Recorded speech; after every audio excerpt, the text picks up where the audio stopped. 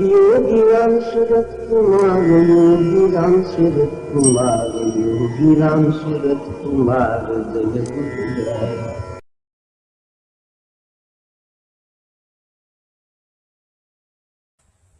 சிவானுபவம் அப்படிங்கிற தலைப்புல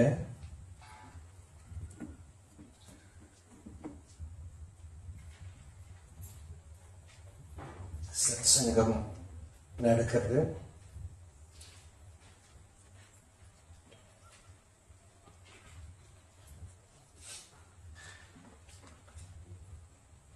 அனுபவம் அப்படிங்கிறதே நாம தமிழ்ல மொழிபெயர்த்தோமானால்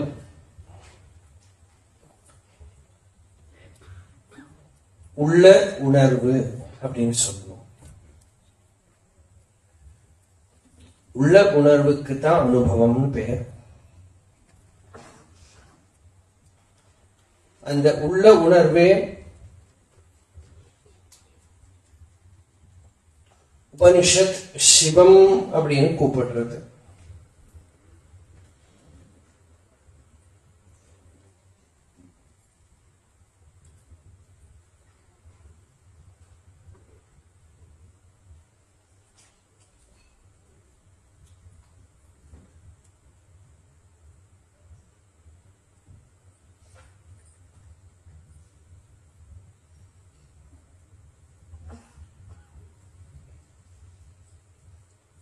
அது எல்லோருக்கும் சகஜமா இருக்கக்கூடிய விஷயம்.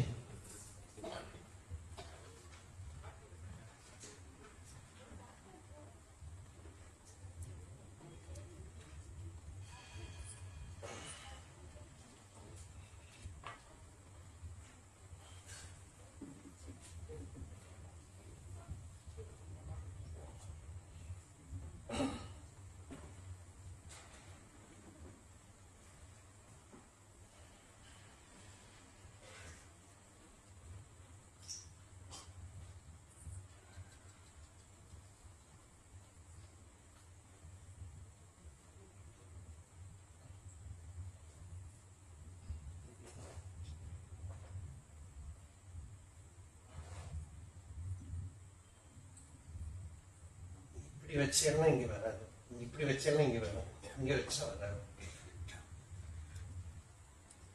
இல்ல இப்படி இப்படி இப்படி கொஞ்சம் கொஞ்சம் கூட வராது நான் நினைக்கிறேன்.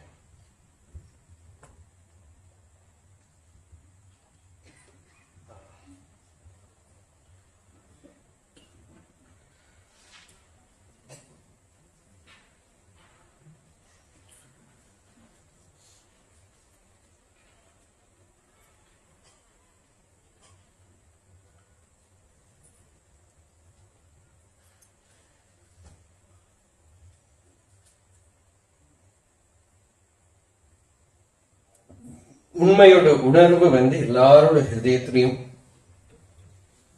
அதே நாம உள்ளம்னு சொல்றோம். தமிழ்ல உள்ளோம் அப்படின்னா இருக்கின்றேன்.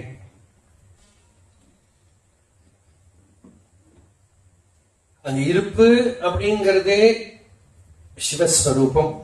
அதை விட்டு நாம வெளியில எல்லாம் தேடுறோம் பாருங்க, அதெல்லாம் வந்து போகக்கூடிய அனுபவங்களா தான் இருக்கும். எது தன்னிலேயே விளங்கின்னு இருக்கோ, நித்தியமா சாஸ்வதமா இருக்கோ, அது போக்குவரவு இல்லாத வஸ்து. அதுக்கு ஒரு பெயர் வேணுமே. நம்ம சிவம் அப்படின்னு கூப்பிடுறோம்.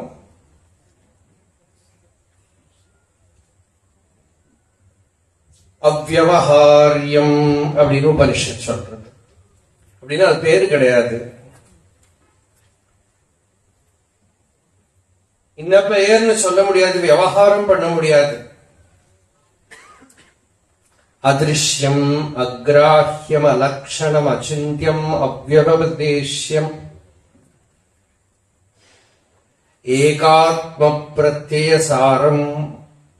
அவ்யபதேஷ்யம்னாலே பேர் இல்லாததுன்னு அர்த்தம். பிரபஞ்சோபசமம், சாந்தம், சிவம், அத்வைதம், சதுர்த்தம் மன்யந்தே.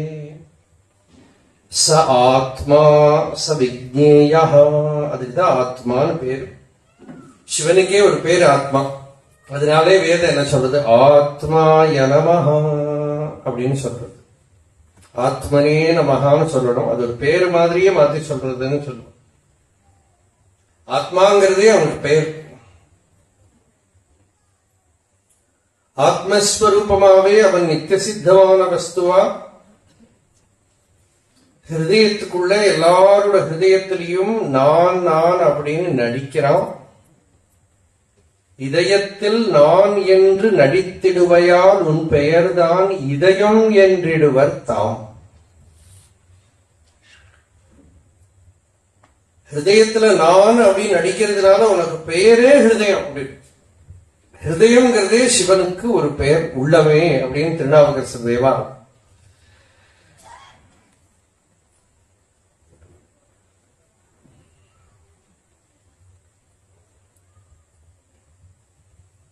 அந்த ஹிருதயத்துல நான்கிற சொல்லுக்கு பொருளா இருக்கிற தட்சிணாமூர்த்தியோட முத்திரையாகவே அந்த அகம் அப்படிங்கிற சொல்லை குறிப்பிடப்படுறது. பால்யாதிஷ்வபி ஜாக்ரதாதிஷு ததாம் சர்வாஸ்வவஸ்தாஸ்வபி வியாவிருத்தாசு அனுவர்த்தமானம் அகம் அகம் இதி அந்தஸ்புரந்தம் சதா ஸ்வாத்மானம் பிரகடீகரோதி பஜதாம் யோ முத்ரயா பத்ரயா தஸ்மை ஸ்ரீ குருமூர்த்தயே நம இதம் தக்ஷிணாமூர்த்தயே. முத்ரா விசேஷேன பால்யம் கௌமாரம் யௌவனம் வார்த்தக்கியம். அதாவது சிறு வயது பால்யம், ரொம்ப குழந்தையா இருக்கு. அப்புறம் ஒரு 4 வயசு 5 வயசெல்லாம் கௌமாரம் 6 7. அப்புறம் யௌவனம் வந்துடும் 10-16 வயசா இருந்துடும். அப்புறம் வார்த்தக்கியம். இதெல்லாம் சரீரம் மாறி மாறி வந்துட்டே இருக்கு. தேகம் சேஞ்ச் ஆகிட்டே இருக்கு. அதுக்குதான் வியாவர்த்தின்னு பேரு. இதெல்லாம் மாறிட்டே இருக்கிற போது அதுக்கு பின்னால மாறாம இருக்கக்கூடிய வியாவர்த்தாசு அனுவர்த்தமானம், மாறாம பின்தொடரக்கூடிய ஒரு அனுபவம் இருக்கு. எல்லாம் மாறுற போதும் மாறாம இருக்கேன் அப்படின்னு நானே அது அப்படி மாறாம இருக்கேங்கிற அனுபவம் நமக்குள்ள இருக்கு. அந்த அனுபவத்தை வெளியில இருந்து ஒரு தேசிகன் ஒரு குரு கவனிக்கத்தான் வைக்க முடியும், உங்களுக்கு கொடுக்க முடியாது. The experience is already there. What can a guru do? A guru can only just indicate, make you look at it, pay attention to it. It is there in you, ever dancing as I. That is Dakshinamurti's mudra. We call it mudra, Chin mudra. Chin mudra na Chit Swarupamana mudra. Chit Swarupamana தமிழ்ல ரொம்ப எப்படி translation பண்றதுன்னா பகவான் ரமணர் வந்து சித் குறிப்பு அப்படின்னு. சித் குறிப்பு, அந்த சித் குறிப்பு இண்டிகேட்டர், சைன். அந்த நித்தியமான சாஸ்வதமான வஸ்துவை குறிப்பிடுறது. அதாவது வாயை திறந்து பேசவே வேண்டாம் அந்த தேசிகனுக்கு. அப்படி ஒரு வழி இருக்கிறதுனால மொழி கூட தடை இல்லை அப்படிங்க. அருணகிரிநாதர் ஒரு பாடல் சொல்றார், குறியாது குறித்து அறியும் நெறி அப்படின்னு. அது வாயால சொல்லாம அப்படியே இண்டிகேட் பண்ணியே சிஷ்யம் முடிச்சுட்டு விடுறான். அந்த குரு முத்ரா விசேஷேன அப்படி அந்த முத்திரை இப்படி காட்டவே சிஷ்யனோட ஹிருதயத்துல தத்துவமசிங்கிற போதம் வந்துடுறான்.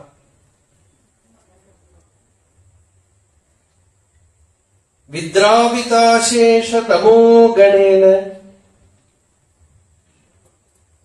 முத்ரா விசேஷேண முहुर्मुनीनां நிரஸ்ய மாயாம் தயயா விதத்தே தேவோ மகான் தத்துவமசீதி போதம்.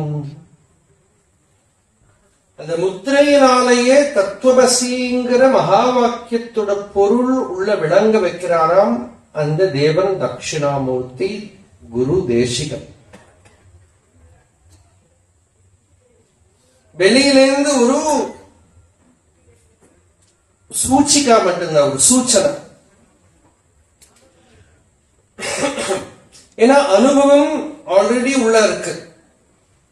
சில பேர் கழுத்துல மாலையை போட்டு தேடுவா, மூக்குல கண்ணாடி வச்சு தேடுவா. அதுக்கு என்ன வேணும்? இப்படி காட்டினா போறோம், இல்லாட்டா சிரிச்சாலே ஒரு புரிஞ்சுட்டு விடுவான். தேடுறத பார்த்து அப்படின்னு சிரிச்சாலே புரிஞ்சுடுவான், இங்க வச்சுட்டே தேடிட்டு இருக்கேன் புரிஞ்சுடுவான். அதுதான் முத்ரா. வாயை திறந்து பேசக்கூட வேண்டாம், கரெக்டா எக்ஸ்பிரஸ் பண்ணா ஒரு இமோஷன் புரிஞ்சிடும்.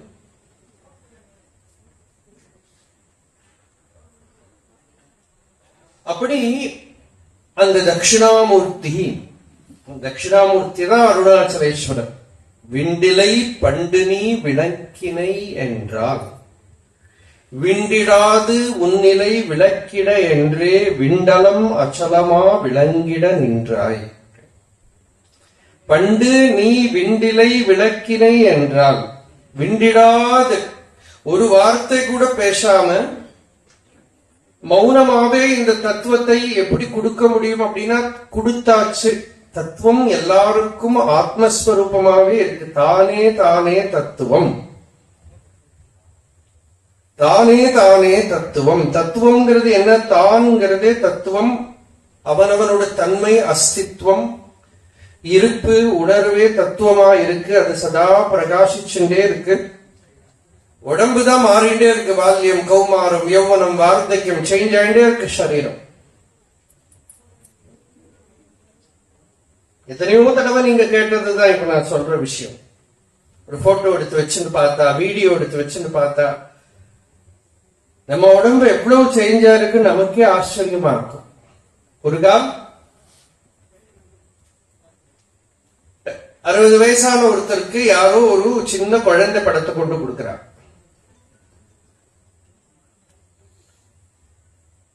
இது யாரு இந்த குழந்தை அப்படின்னா அவருக்கு தெரியல. இந்த 80 வயசு தாத்தா சொல்ற இது உன்னோட படம் தான். அவளோட சரீரமே அவளுக்கு தெரியல இல்லையா? ஆனா ஆக்சுவலா இப்ப கூட நமக்கு நம்ம சரீரம் தெரியாது. ரொம்ப கம்பீரமான ஒரு அறிவு. Even now we are not really aware of our body. It is only seen by others. The body is only seen by others. Outwardly, others see the body. You can never look at your body, even with the help of a mirror,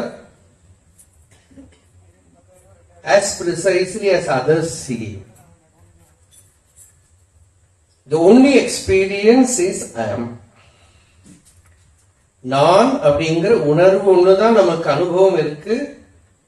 நம்ம திருப்பி திருப்பி சொல்ற விஷயம்தான். வேற எந்த உறுப்பும் நமக்கு அனுபவம் இல்லை. லிங்க எந்த லிம்ஸும் நமக்கு அனுபவம் இல்லை. ஹார்ட்டோ, கிட்னியோ, பிரெயினோ ஒன்றும் எல்லாம் இருக்கு, ஒர்க் பண்ணி இருக்கு. பிரகிருதியில என்னென்னமோ வேலை பண்ற மாதிரி, பஞ்சபூதங்கள் வேலை பண்ற மாதிரி, கிரக நட்சத்திராதிகள்லாம் வேலை பண்ற மாதிரி நடந்துட்டு இருக்கே தவிர நம்மளை பொறுத்தவரை சத்து சித்து அனுபவம் அப்படின்னு ஆத்மா நிரந்தரம் பிரகாசிச்சுருக்கு. அந்த ஒரு அனுபவம் தான் நமக்கு வாஸ்தவம். அபரோக்ஷம்.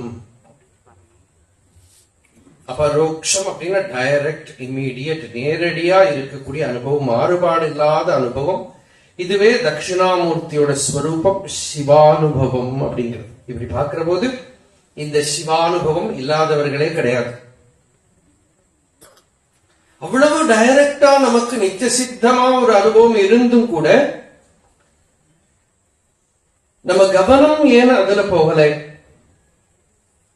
ஒரு சித்தர் பாடினார், ஓடி ஓடி ஓடி ஓடி உட்கலந்த ஜோதியை நாடி நாடி நாடி நாடி நாட்களும் கழிந்து போய் வாடி வாடி வாடி வாடி மாண்டு போன மாந்தர்கள் கோடி கோடி கோடி கோடி எண்ணிறந்த கோடியே. நம்மிலேயே கலந்திருக்கிற ஜோதி, நம்ம ஸ்வரூபமாவே பிரகாசிக்கக்கூடிய ஜோதி, ஹிருதயத்துக்குள்ள விளங்கின்னு இருக்கிற ஜோதி எல்லாருக்கும் இருக்கு அனுபவம். நமக்கு மட்டும் இல்ல, மிருகங்களுக்கெல்லாம் அதுதான் இருக்கு. யா திவ்யங் நரதேவதாபிரஹமித்யந்த ஸ்புடா கிருஹ்யதே. மிருகாதிகள் எல்லாம் கூட ஒரு சின்ன புழு குற்ற உள்ள பார்த்தா கூட அகமிதி அந்த ஸ்புடா கிருஹ்யதே. யத்பாசா ஹிருதயாதி தேக விஷயாக பாந்தி ஸ்வதோ சேதனா. அந்த அனுபவம் இருக்கிறது, இந்திரியங்கள் மனசு எல்லாம் வேலை பண்றது. அது போயிட்டு தானே ரோட்ல எல்லாம் நாம ஒரு சமயம் நாய் உடம்பெல்லாம் கிடக்கிறது பார்ப்போமே, என்ன இருக்கு? இதேதான் இந்த சரீரம், ஒன்னும் பிரயோஜனம் இல்லை. ஆனா அந்த சேதனை இருக்கிறவரை இதுவும் சச்சேதனமா வேலை பண்ற மாதிரி, அதுல எல்லாம் இருக்கிற மாதிரி தெரியறது. அந்த எந்த ஒரு சிவம் இருக்கிறது இதெல்லாம் வேலை பண்றதோ அந்த சிவத்தை தெரிஞ்சுக்கிறது, அந்த அறிவு அந்த சிவத்தை உணர்றது, இதுதான் முக்கியமான ஒரு விஷயமா இருக்கு. இந்த தேகத்துக்குள்ள ஊனுக்குள் ஈசன் ஒளிந்து இருந்தானே அப்படின்னு திருமூலர். எள்ளில எண்ணெய் போல ஊனுக்குள் ஈசன் ஒளிந்திருந்தானே. எள்ளில எண்ணெய் கடைஞ்சு எடுக்கிறானே, விறகில் தீயினன் பாலில் நெய் போல் மறைந்து நின்றுளான் மாமணி ஜோதியான். விறகுல தீ போல, விறகுனா இங்க இந்த அரணிக்கோல், இந்த ரெண்டு கோலை கடைஞ்சு நெருப்படுப்பா, அந்த அரணிக்கோல். அந்த அரணிக்கோலை கடைஞ்சு எடுக்கிற போல திருநாவுக்கரசர் தேவாரத்துலதான் பார்த்தீங்கன்னா ஆச்சரியமா நிறைய உபனிஷத்தெல்லாம் வரும். ஞானசம்பந்தர் திருக்கடைக்காப்புல கூட வராது. நான்மறை ஞானசம்பந்தர் எல்லாம் சொன்னா கூட அவர் இதுல கூட இந்த அளவுக்கு வராது. சுந்தர தேவாரத்திலே வராது. திருநாவுக்கரச தேவாரத்துல நிறைய வரும் இந்த மாதிரி. ஏன்னா அவர் நம்ம ஒரு பாவம் என்னன்னா, அவர் இந்த ஜெயினரா எல்லாம் இருந்தப்ப நிறைய படிச்சிருக்காரு, நிறைய, அதுவும் நிறைய வயசு வேற இருந்திருக்காரு இல்லையோ. ஏன்னா நிறைய உபனிஷத் உபமைகள்லாம் வரும்.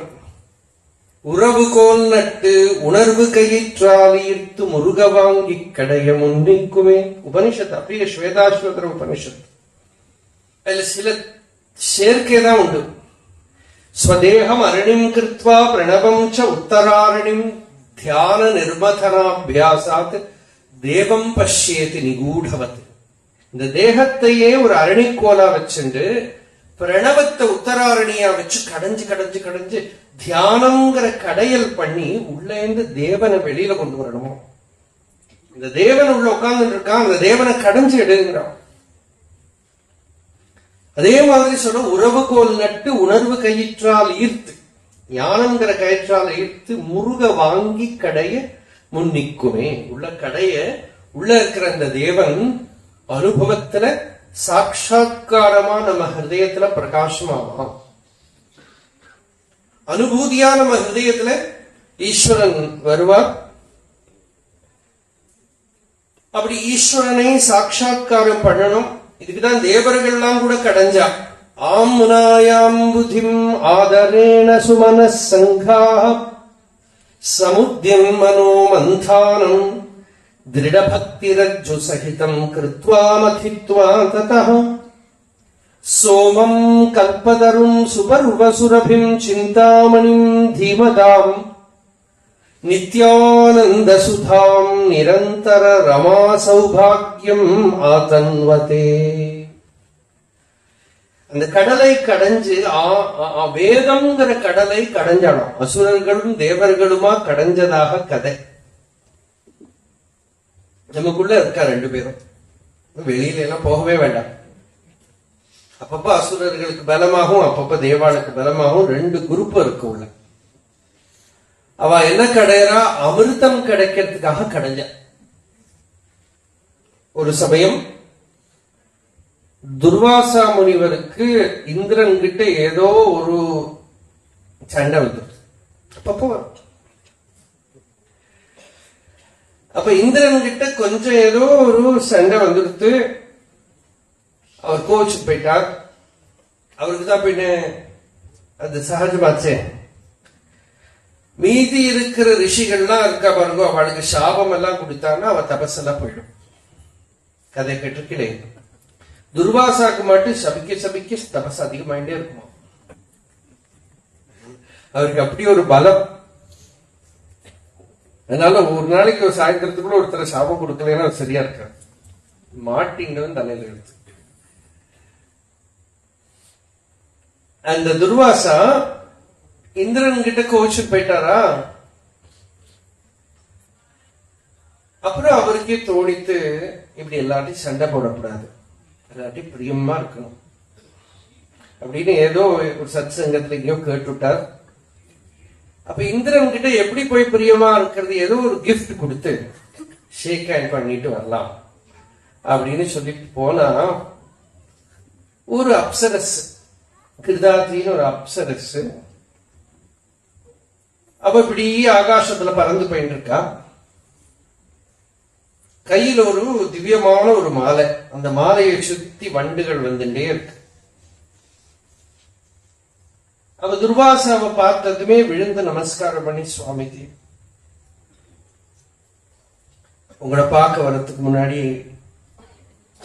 ஏதோ பழம் வாங்கிட்டு வரணும் பார்த்தேன், கடையெல்லாம் பூட்டி இருக்கு, சண்டே என் கையில இந்த மாலை தான் இருக்கு, இதை ஏத்துக்கணும் அப்படின்னு. அவருக்கு வர பயம், என்ன மகர்ஷி வந்து இப்ப மாலை கொடுத்தா சாபம் கொடுப்பறா வரம் கொடுப்பறா, நான் அவர்கிட்ட போய் மாலையெல்லாம் கொடுக்கலாமா பயந்துண்டு அவர் அந்த மாலையை வைக்கிறான். துர்வாசா சொன்னார், ரொம்ப நல்லதுமா, நீ பெரிய உபகாரம் பண்ணி விட்டேன், நானே ஒரு கிஃப்ட் வாங்கறதுக்காக கடைக்கடையா என் கடையே இல்லை, அதனால நீ எனக்கு ரொம்ப உபகாரம் பண்ணிவிட்டேன் அப்படின்னு சொல்லி. அவளுக்கே ஒரே ஆச்சரியம், அவ்வளவு குவைட்டா சாந்தமா துர்வாசா சாத்விகமா கோவிச்சுக்காம பேசிட்டு இருக்கார். அந்த மாலையை வாங்கிட்டார், நேர இந்திரன் கிட்ட போயிட்டார். இன்னைக்கு அவருக்கு ஒரே அன்பு, இந்திரன் கிட்ட ஒரு கோபம் எல்லாம் இல்லாம பண்ணணும்னு போயிருக்கார். இந்திரனுக்கு அஷ்டபத்திர சனி, அவனுக்கு புத்தி சரியா வேலை பண்ண வேண்டாமா. இந்திரன் என்ன பண்றார், ஆனை மேல உட்கார்ந்து இருக்கார். அவரோட ஆனை இருக்கோ இல்லையோ, ஐராவதம், அது மேல உட்கார்ந்துட்டு துர்வாசா வரார் அப்படின்னு வந்து சொன்னா, இந்திரனுக்கு இன்னும் அந்த கோபம் உள்ள இருந்துட்டே இருக்கு. துர்வாசா சண்டை போட்டுன்னு போன, ஏதோ ஒரு நாளைக்கு அவரை பிக்ஷைக்கு கூப்பிட்டு இருக்கார், பிக்ஷை கொடுக்க நேரம் எடுத்து கோச்சுக்கு போயிட்டார். இந்திரன் அந்த கோபத்தை உள்ள வச்சுட்டே இருக்கான். துர்வாசா வந்தார், இந்திரா ஹவ் ஆர் யூ எல்லாம் கேட்டு, உனக்காக நான் இத ஒரு திவ்யமான மாலை கொண்டு வந்திருக்கேன்பா அப்படின்னா, முகமெல்லாம் வந்து விட்டு விட்டு விட்டு விட்டு இருக்கு இந்திரனுக்கு. துர்வாசா ரொம்ப சாந்தமா ரொம்ப பிரியமா இந்த மாலையை எடுத்தார். துர்வாசா வந்தா சாதாரணமா இந்திரன் தேவலோகத்தில் இருக்கிற வேதம் சொல்றவாளையெல்லாம் அழைச்சிட்டு பூர்ண கும்பத்தோட வந்து கேட்ல வந்து வரவேற்பார். அப்படி வரவேற்க வருத்தியே, நான் 4 பேர் தான் கிடைச்சதோ பிராமணா, நான் வரேன்னு தெரியாதா, 24 பேர் வேண்டாமா அப்படின்னு கேட்பார். இப்ப யாருமே இல்ல, ரிசீவே பண்றதுக்கு இல்ல, யானை மறைந்து வாங்கிட்டு துர்வாசாக்கு கோபம் வரல.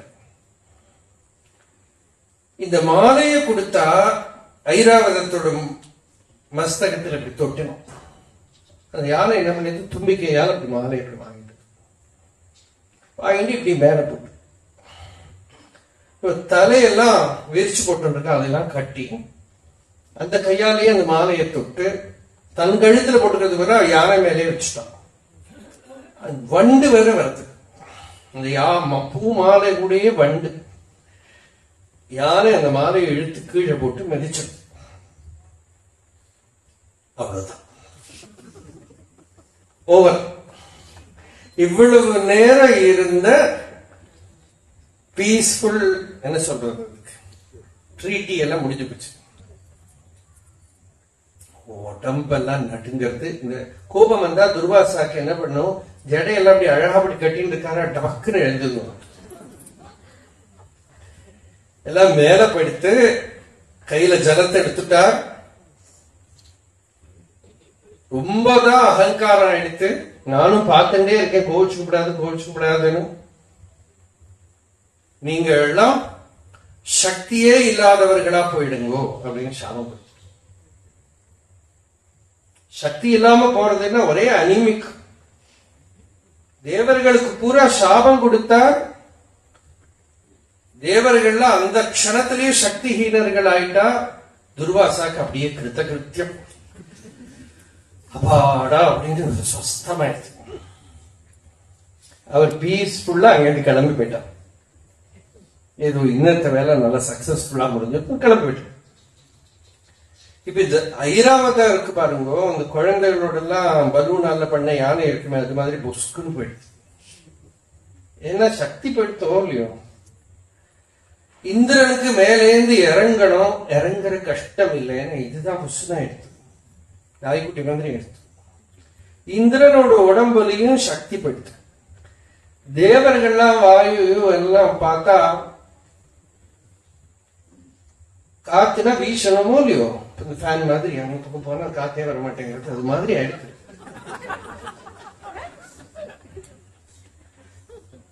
வருணன்னா பைப்பை திறந்தா தண்ணி வராது. அக்னினா பேருதான் அக்னியை தவிர அது போட்டோ எடுத்து அக்னி மாதிரி ஒன்னும் சுடவே சுடாது. இப்படி எல்லாம் பலம் போயிடுத்து. தேவர்கள்லாம் என்ன பண்ணினா எல்லாமா அப்படியே பிரம்மா கிட்ட போய் ஸ்துதி பண்ணினா, விஷ்ணு கிட்ட போய் ஸ்துதி பண்ணா. அப்போ நாராயணன் சொன்னார், நீங்க சமுத்திர மதனம் பண்ணணும்,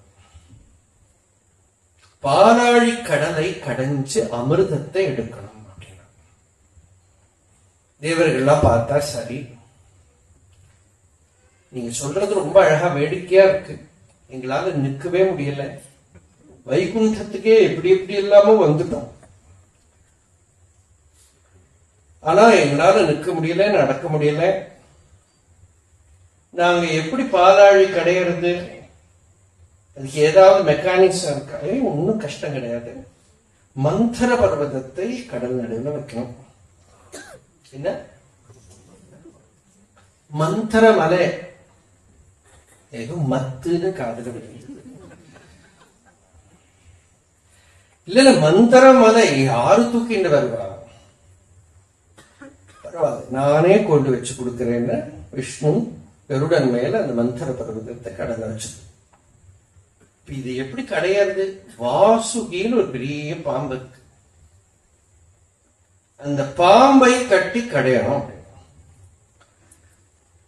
வாசுகியை போய் யாரு பிடிக்கிறது? அது பிரம்மாண்டமான சர்ப்பம்.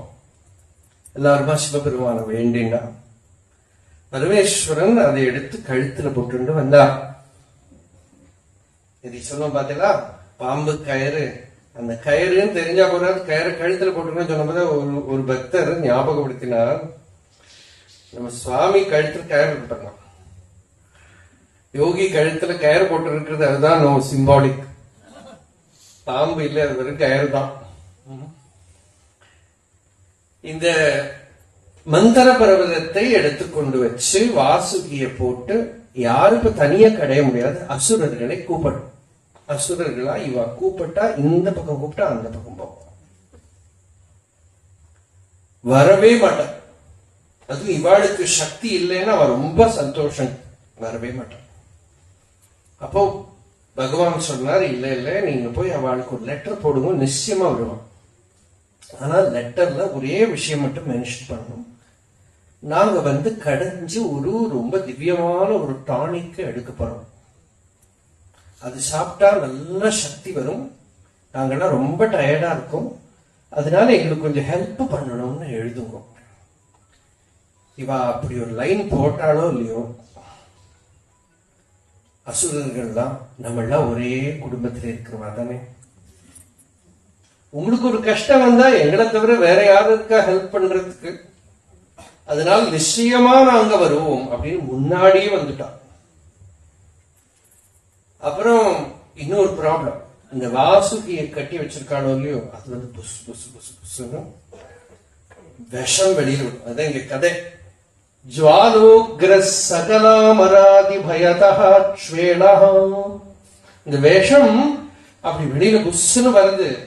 தேவர்கள் போய் விஷ்ணு கிட்ட சொன்னா, இந்த விஷத்தை ஹேண்டில் பண்ண முடியல எங்களால, ரொம்ப மூச்சு வாங்குறது. சரியா ஸ்மோக் டெஸ்ட் எல்லாம் பண்ணாத சில வண்டிக்கு பின்னாடி போய் நின்னாலே மூச்சு கொண்டு திணறி கீழ் விழுந்துடும், புஸ்ன்னு வெளியில விடும். இது மாதிரி இந்த பாம்பு பயங்கரமான விஷத்தை வெளியில விடுறது வாசுகி. நாம என்ன பண்றது?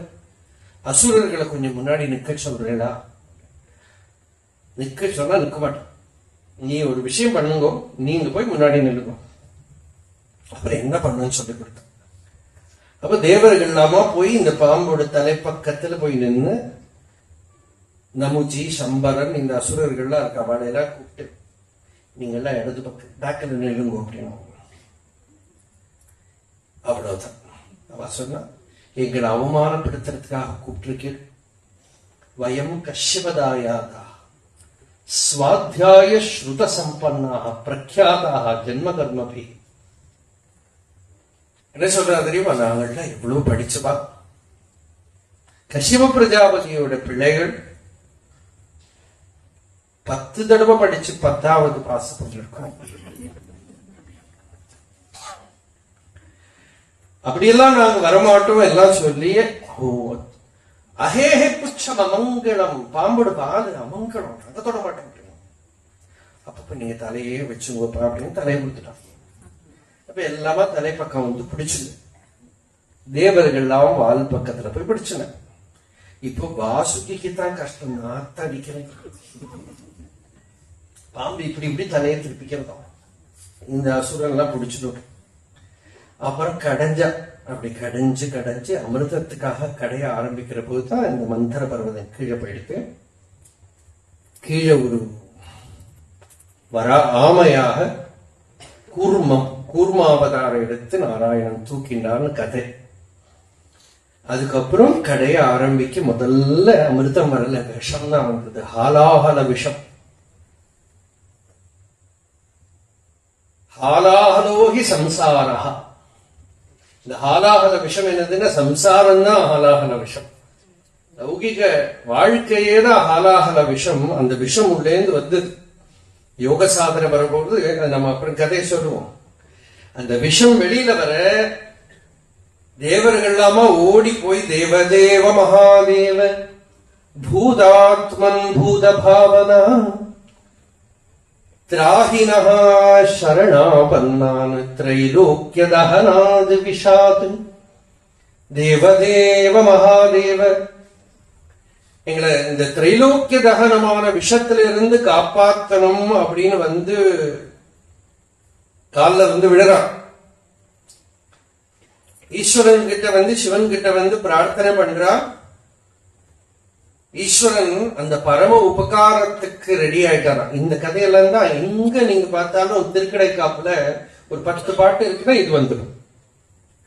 அடிமுடி பிரம்மாவும் விஷ்ணுவும் தேடி அக்னி ஸ்தம்பவான்னு அருணாச்சலத்தோட கதை, ராவணன் பாடின கதை, அதுபோல இந்த விஷத்தை அருந்தின கதையெல்லாம் வந்துடும். தியாகத்தை காட்டக்கூடியது, லோகக்ஷேமத்துக்காக ஈஸ்வரன் பண்ணின தியாகத்தை காட்டக்கூடியதுனால நாலம் வாபரமோபகாரகமிதம் து ஏகம் பசூனம் பதே. இது ஒரு பரம உபகாரம், நீ பண்ணின ஒரு பெரிய பரம உபகாரம். பஷ்யன் குக்ஷிகதான் சராசரகணான் பாஹ்யஸ்திதான் ரக்ஷித்தும். வெளியில இருக்கிற லோகத்துல இருக்கிற ஜனங்களையும் காப்பாற்றணும். உள்ள இருக்கிறது குக்ஷின வயத்துக்குள்ள இருக்கிறவளையும் எரிச்சுடப்படாது. அதுக்காக சர்வாமர்த்தியபலாயன ஔஷதம், அது ஒரு ஔஷதமாம். அது அவருக்கு அது மருந்து. சர்வாமர்த்தியபலாயனௌஷதம் அதிஜ்வாலாகரம் பீகரம் நிக்ஷிப்தம் கரணம் கடே நகிலிதம் நோத்கீர்ணமேவத்வயா. அப்படி அந்த விஷத்தை கையில எடுத்தா, அப்படி இந்த விஷத்தை கையில வச்சுன்றத ஆதிசங்கரர் சொல்றார். ஜுவாலோக்ரசகலாமராதி பயதக்ஷ்வேள கதம் வா த்வயா திருஷ்டா. அந்த விஷம் வந்ததுமே எல்லாரும் ஓடி போயிட்டான். நீ எப்படிப்பா பார்த்தேன்? கிஞ்ச கலே திருதா, கையில அப்படி எடுத்து வச்சுக்கிறார் அந்த விஷத்தை. கரதலே கிம் பக்வ ஜம்பூ பலம். அது என்ன ஜம்பூ பலமா? அது ஞாவல் பழத்தை கையில வச்சிருக்கிற மாதிரி இப்படி வச்சிருக்கு. அந்த கலர் அப்படிதான் இருக்கு. ஜிஹ்வாயாம் நிஹிதஷ, அப்படி வாயில போட்டு. ஏதோ இந்த சித்தர்கள்லாம் ஏதோ டேப்லெட் எல்லாம் வாயில போட்டு அதுவோ அப்படின்னு. சித்த குடிகாவா, சித்தர்கள்லாம் சாப்பிடக்கூடிய ஏதோ டேப்லெட் போல் இருக்கு. கண்டதேசே பிருதா, ஆனா உள்ளே இறக்கல, வெளியிலும் விடல, கண்டத்துல நின்னுடுத்து. அதான் நாம சொல்லுவோம், அம்பாள் போய் அங்க கை வச்சுட்டான்னு ஒரு கதை உண்டு. சௌந்தரிய லஹரியில சங்கராச்சாரியர் சொல்றார், எல்லா தேவர்களும் பிரளய காலத்துல அழிஞ்சு போயிடுறா, திருமூர்த்திகளும் கூட போயிடுவா.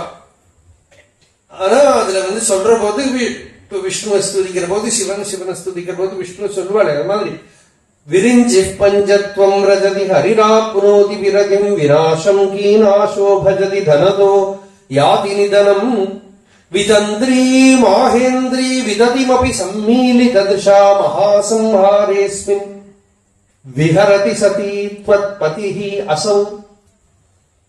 அந்த மகாசம்ஹார பிரளய காலத்துல தேவர்கள் எல்லாம் அழிஞ்சு போயிட்டா. ஆனா விஷத்தை சாப்பிட்ட உன்னோட ஆத்காரர் இருக்காரு, அவர் நடனம் ஆடின்னு இருக்காரு, ஆனந்த நடனம் ஆடின்னு இருக்காரு. விஹரதி சதி த்வத்பதிஹி அசஹு கிம் ப்ரூமஸ்தவ சாஹசம் பசுபதே. அது என்ன ஒரு சாகசம்? கஸ்யாஸ்தி சம்போ பவத் தைரியம் ச ஈதிருஷம் ஆத்மனஸ்திதிரியம். இந்த மாதிரி ஒரு ஆத்மனிஷ்டை எங்க பார்க்க முடியும்? அன்யைஹி கதம் லப்யதே பிரஷ்யத் தேவகணம் திரசன் முனிகணம் நஷ்யத் பிரபஞ்சம் லயம் பஷ்யன் நிர்பய ஏக ஏவ விஹரதி ஆனந்த சாந்திரோ பவான். பயம்ங்கிறது லேசம் கூட இல்லாம ஆனந்த நடனம் பண்ணிட்டு இருக்கேன்.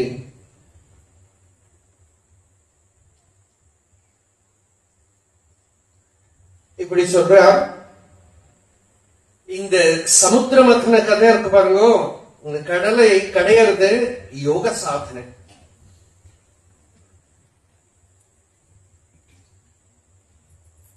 நம்ம சரீரமே தான் பிரம்மாண்டம். இந்த சரீரமாகிற பிரம்மாண்டத்துக்குள்ளதான் இந்த வேலையே நடக்கிறது. இந்த சமுத்திர மத்தனம்ங்கிறது திருட பக்தி ரஜ்ஜு சகிதம். கயறு என்னதுன்னா பக்தி தான் கயறு. ஆம்னாயம்புதிஹி அப்படின்னு சொன்னா வேதமாகிற கடலை கடைஞ்சா, உபனிஷத்தாகிற கடலை கடைஞ்சா அப்படின்னு சங்கராச்சாரியர். அப்படின்னா ஞானத்தை கடைஞ்சா, ஞானத்தை கடைஞ்சு உள்ள எடுக்கிறது, உள்ள கடைய ஆதரேன பக்தியோட கடைய மனோமந்தானம் மனதாகர மத்தை நாட்டி கடைய திருடபக்தி ரஜ்ஜு சகிதம் கிருத்வா மதித்வா ததா உள்ள கடைய. முதல்ல தியானம் பண்ற போது முதல்லயே ஆத்மானுபவமோ பகவத் அனுபவமோ வரதில்லை. உள்ள இருக்கிற வாசனா நல்ல படலங்கள் வெளியில வருது. அது ஒரு சாதகனால தாங்கிக்க முடியாது. அந்த வாசனைகள்லாம் வெளியில வரும்போது நிறைய பேருக்கு தியானம் பண்றத தோணும், முன்னாடியே தேவையா இருந்தது, இப்ப பார்த்தா அவ்வளவு மோசமா நான் எனக்கு இப்பதான் தெரியறது, எல்லாம் உள்ள இருந்து வெளியில வருது. அந்த டைம்ல நல்ல ஒரு யோகியோட சம்பர்க்கம் இல்லையானால் இது இதை எப்படி ஹேண்டில் பண்ணணும்னே தெரியாது. இவனுக்குள்ள வரக்கூடிய வாசனைகள் எல்லாம் ஒரு குரு கூட இருந்து அவர் எடுத்துக்கிறாரு. இதை அவர் எடுத்துக்கிறாருன்னா அவரை பாதிக்காதான்னா அவரை கூட பாதிக்கிறது. கிம் தே நீலமணிர் விபூஷணமயம், அவருக்கு அலங்காரமா இருக்கான். அந்த நீலமணி கண்டத்துல நீலகண்டன் தியாகராஜன் அப்படியெல்லாம் சுவாமிக்கு இதுல இருந்து தான் பேரு. அந்த கண்டத்துல கிம்தே நீலமணிஹி விபூஷணமயம் சம்போ மகாத்மன் வத பரமோபகாரம், பெரிய உபகாரம். அந்த சாதகனுக்கு வழி காட்டுறது. அப்படி கடைஞ்சு எடுக்க உள்ள இருந்து மீதியெல்லாம் நிறைய என்னென்னமோ ஆகர்ஷக வஸ்துக்கள்லாம் வருது. முடி கடைசியில தான் இந்த அமிர்தம் அப்படிங்கிற சிவானுபவம். சோமம் கல்பதரும் சுபர்வ சுரபிம் சிந்தாமணிம் தீமதாம் நித்யானந்த சுதாம். அமிர்தம்னா என்னன்னா நித்யானந்த சுதாம், நிரந்தரம் இருக்கக்கூடிய ஆனந்த ஸ்வரூபமா இருக்கக்கூடிய அமிர்தம் ஹிருதயத்துக்குள்ள கடைஞ்சி எடுக்கப்படுறது. நிரந்தரமா சௌபாகியம், லக்ஷ்மி சுயம்பரம் அங்கதானே வருது. இவனுக்கு நிரந்தரம் இவன்கிட்ட அஷ்ட ஐஸ்வர்யமும் அஷ்ட சித்திகளும் இவனுக்குள்ள இருக்கு. பரம பிரசாந்தமான நிலை இவனுக்குள்ள யோக சாதனையோட பலமாக ஹிருதயத்துக்குள்ள வருது. இவ்வளவும் இந்த சமுத்திரமதன கதையை வச்சு இங்க சொல்லப்படுறது ஹிருதயத்துக்குள்ள சிவானுபவத்தை அடையறதுக்காக பண்ணப்படுற யோக சாதனை.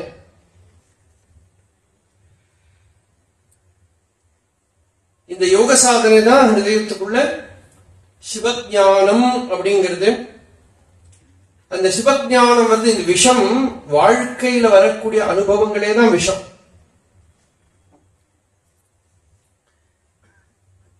எல்லாருக்குமே பலதர அனுபவங்கள் வாழ்க்கையில வரும். அந்த அனுபவங்களால பாதிக்கப்படாம இருக்கிறதுக்கு தான் இங்க பரமேஸ்வரன் சொல்ற ஆத்மனஹா ஸ்திதி. என்ன ஒரு சாகசம்! இந்த வாழ்க்கை வாழறதே ஒரு சாகசம். இந்த ஒலிம்பிக்ஸ் சர்க்கஸ் எல்லாம் ஒண்ணும் கிடையாது. சும்மா நம்ம சாதாரணமான வாழ்க்கை இருக்கு பாருங்க. இந்த வாழ்க்கையில பாதிக்கப்படாம இருக்கிறதுக்கு அவ்வளவு ஞான பலம் வேணும். அதுக்குதான் பகவான் கீதையில கௌசலம் அப்படின்னு. குஷம்னா தர்பை, தர்பையை இழுத்த கையை வாரி விட்டுடும். கையை வாரி விடாம தர்பையை இழுக்கிறதுக்கு இருக்கிற சக்தி மாதிரி வாழ்க்கை வாழற போது அதனால ஹர்ட் ஆகாம ஸ்தித பிரஜன் அப்படின்னு பகவான் கீதையில சொல்றாரு. ஸ்தித பிரஜனாக இருக்கிறதுக்கு தான் நமக்கு சக்தி வேண்டியிருக்கு. அந்த சக்தி தான் ஈஸ்வரன் இந்த உபாக்கியானத்துல காட்டுறார். விஷத்தை எடுத்து அருந்தி அது அலங்காரமா இருக்கா. வாழ்க்கையில வரக்கூடிய விஷம் போல இருக்க அனுபவங்கள் எல்லாம் யோகிக்கு அலங்காரமா போயிடுறது. சம்டைம்ஸ் ரொம்ப ஸ்ட்ரேஞ்ச்,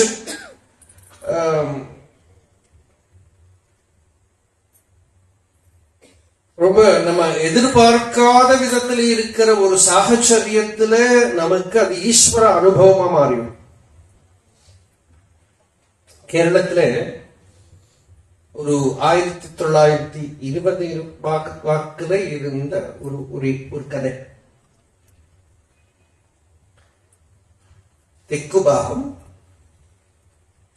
திருவனந்தபுரத்துக்கும் திருச்சூருக்கும் நடுவுல இருக்கிற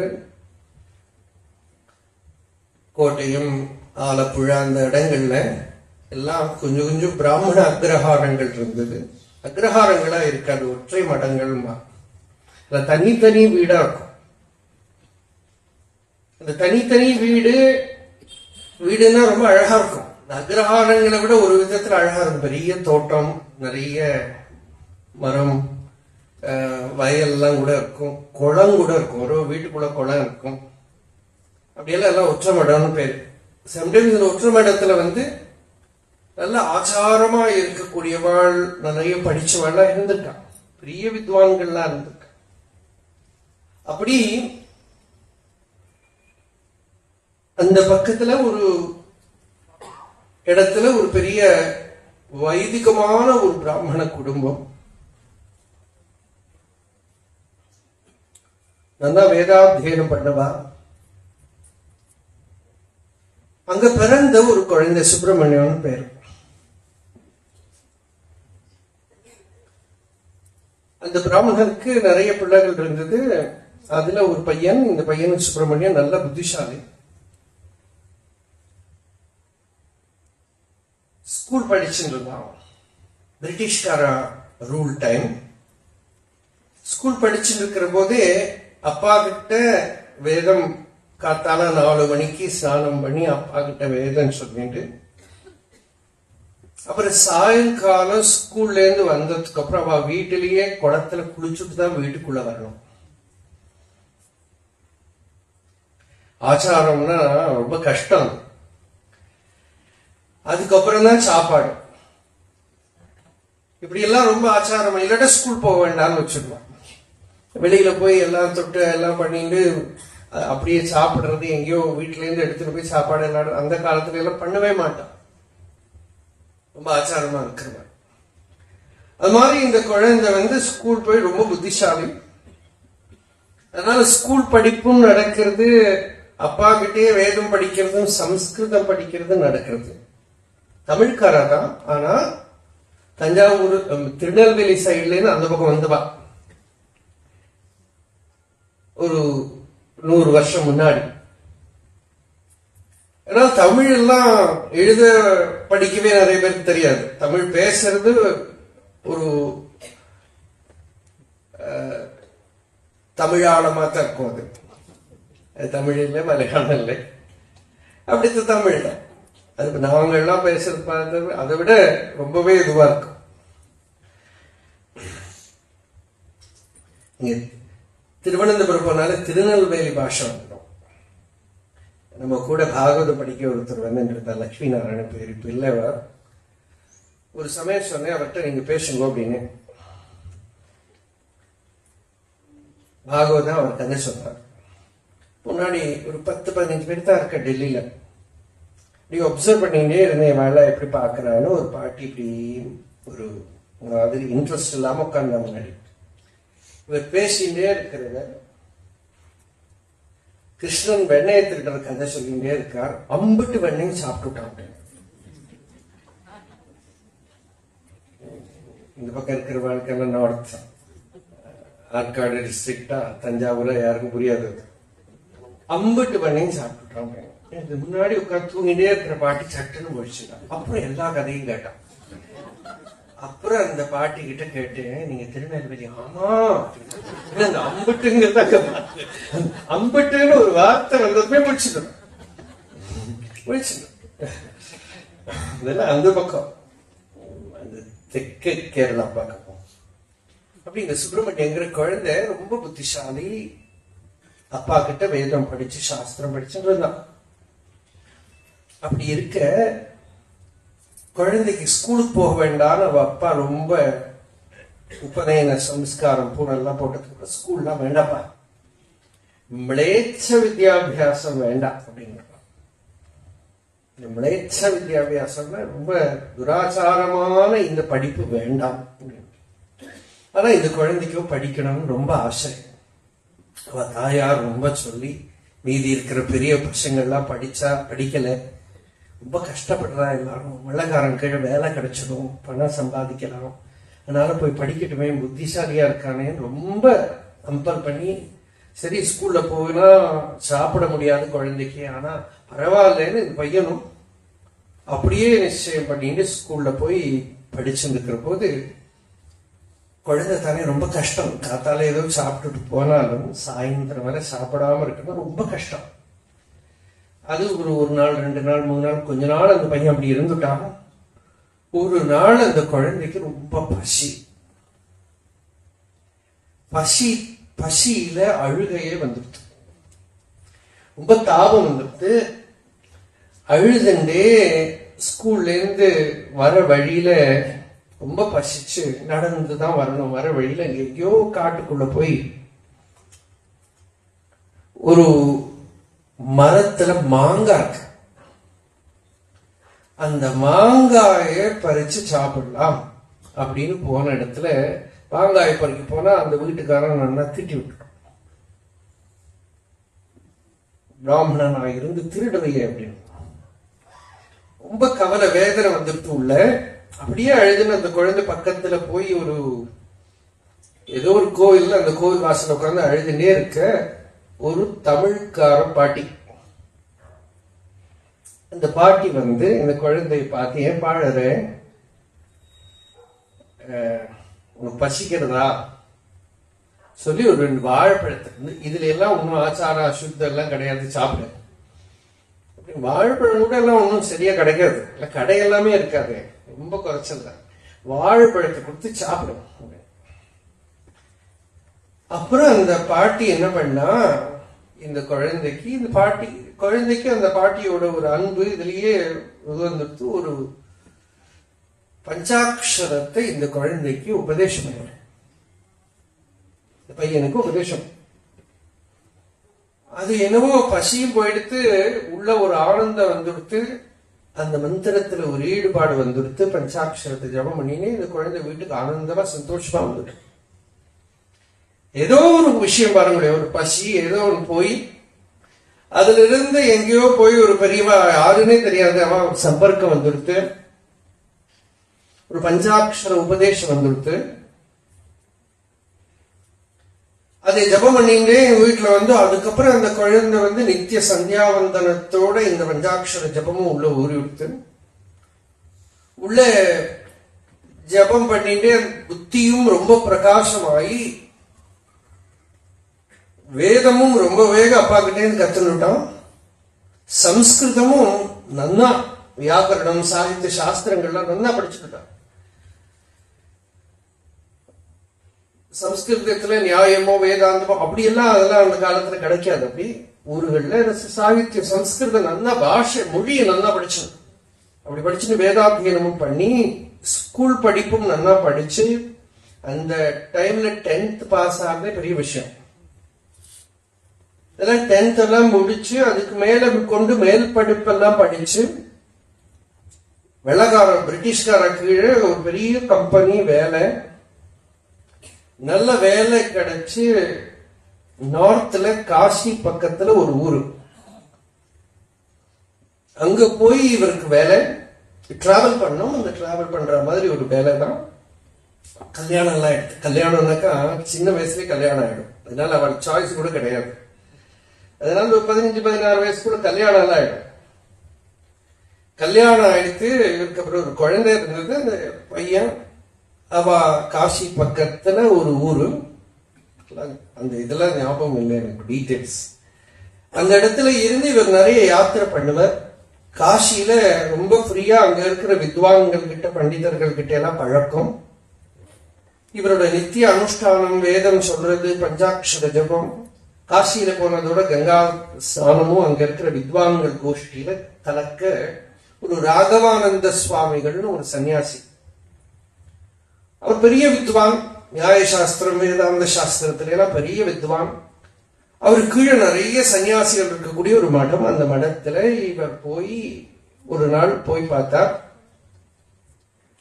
அந்த கோஷ்டியில போய் இவருக்கு அன்னைக்கு சமயத்துல ஒரு 28 வயசும் போய் வாக்கியார்த்த சபா, பெரிய வித்வான்களோட சபை நடக்கிறது.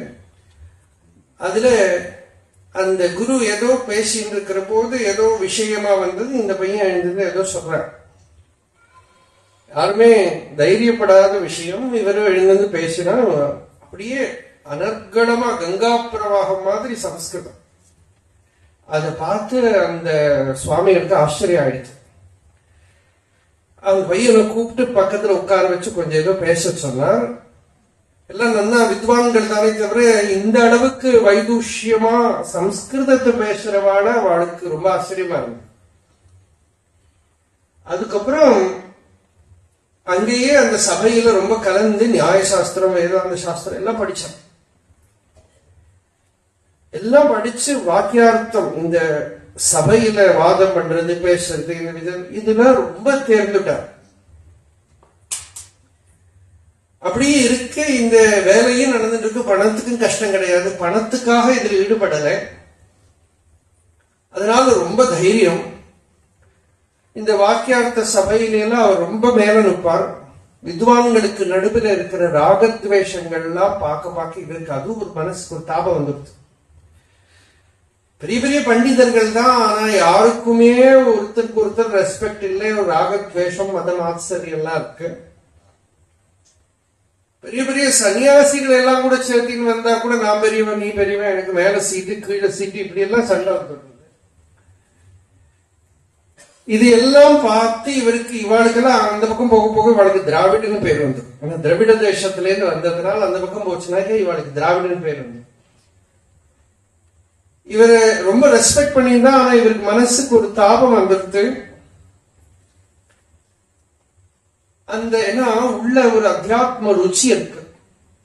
இவர் பார்த்தாரு இப்படி கடோவா மிருத்பிண்டோ பியனுரபி धूमोऽग्निरचलः पठोवा तन्तुर्वा परिहरति किं घोरशमनम् वृथा कण्ठक्षोभं वहसि तरसां तर्कवचसां पदाम्भोजं शम्भोः भज பரமசௌக்கியம் விரஜசுதி. இந்த ராகவானந்த சுவாமிகளோட சபையில ஒரு பெரிய வித்வான், ரொம்ப படிச்சவர், வயசானவர். அவர் யாரு சொன்னாலும் கோபம் வந்துடும். அவர் அப்படி கொப்பளிப்பார் கோபத்தை. அவர் முன்னாடி சிவானந்த லஹரியில் இருக்கிற இந்த ஸ்லோகத்தை எடுத்து இவர் சொல்ற, இந்த கடம் படம்னு உடைச்சு என்ன பிரயோஜனம், தர்க்கத்தினால என்ன பிரயோஜனம், ஹிருதயத்துல பகவத் பக்தி விஸ்வநாதரோட க்ஷேத்திரத்துல இருக்கோம் நாம. அந்த விஸ்வநாதர்கிட்ட ஒரு பக்தி வந்து ஹிருதயம் உருகி ஹிருதயம் சுத்தமாயிட்டாலே ஞானம் வந்துடுமே. இப்படி வாழ்க்கைய பாண்டித்யத்திலையும் வேஸ்ட் பண்ணக்கூடாது அப்படின்னு சொல்ல அந்த வித்வானுக்கு ரொம்ப கோபம் வந்து இவரை ரொம்ப திட்டி விட்டு, சின்ன பையன்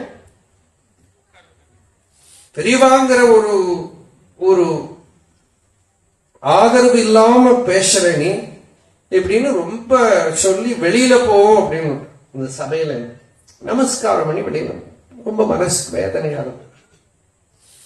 அந்த வேதனையோட பிரிட்டிஷ் கவர்மெண்ட் கீழே அந்த ஆபீஸ்லயும் நிறைய பிரச்சனைகள், அனாச்சாரங்கள் இவரால முடியல. அப்படியே இருக்கிறது அந்த ஆபீசர் வந்து விந்தியாச்சலம் பரியந்தம் ஏதோ ஒரு வேலைக்காரியமா அனுப்பினார். அப்படி போக விந்தியாச்சலத்துல போய் ஏகாந்தமா ஒரு இடத்துல இருந்து மனசு கொஞ்சம் கவலையோட வேதனையோட இருந்தது. அந்த வேதனையோட இருந்துருக்கிறது ஒரு ஒரு சாது வந்து இவர்கிட்ட பேசிட்டே இருந்தவர். அவர் சொன்னார், இது நல்ல க்ஷேத்திரமா இருக்கு, இப்படி லோக விஷயத்தை நினைச்சு கவலைப்பட வேண்டாமே, உங்களுக்கு தான் பஞ்சாட்சர தீட்சை இருக்கு, ஜபம் பண்ணலாமே அப்படின்னு சொன்னார்.